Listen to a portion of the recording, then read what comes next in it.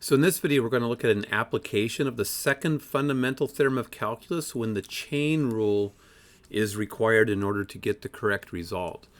So it says find d dx of the integral from pi over 2 to x to the fourth. So we have a definite integral of sine t dt, and we're being asked to do it without and with the second fundamental theorem of calculus. So first we want to focus on how we would do it if we didn't use the second fundamental theorem of calculus. So we would be taking d dx of the integral from pi over 2 to x to the fourth of sine t dt.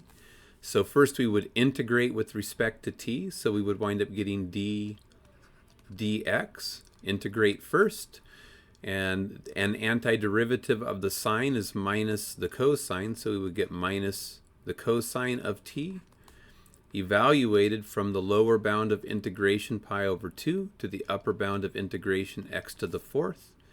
And then the fundamental theorem of calculus would indicate that we need to plug the upper bound of integration into the cosine of t. So we plug in that x to the fourth.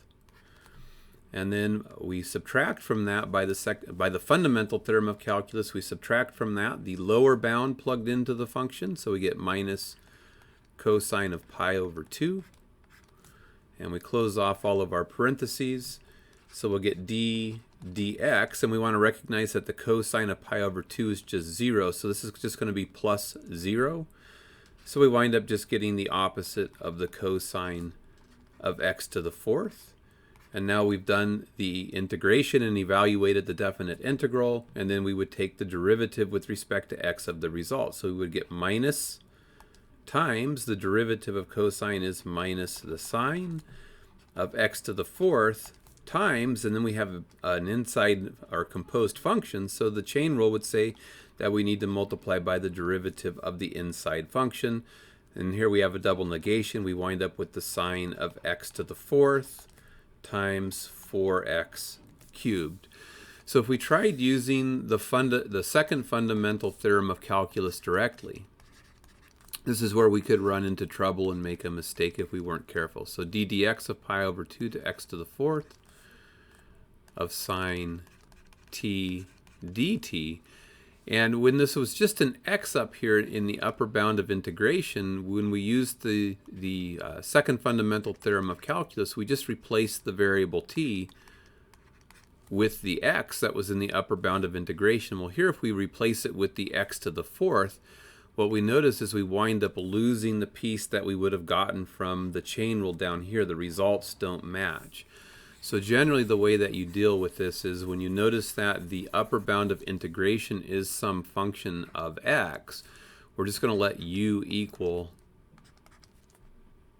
that function, and then we're going to take d dx of the integral from pi over 2 to u sine t dt. And then you really want to look at this if we think of big F as representing our antiderivative, we really take df du, because here when we integrate this definite integral, we get a function of u.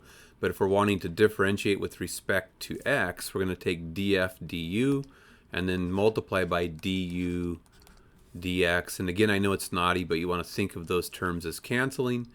So here u equals x to the fourth, and I see that du dx is going to equal 4x cubed.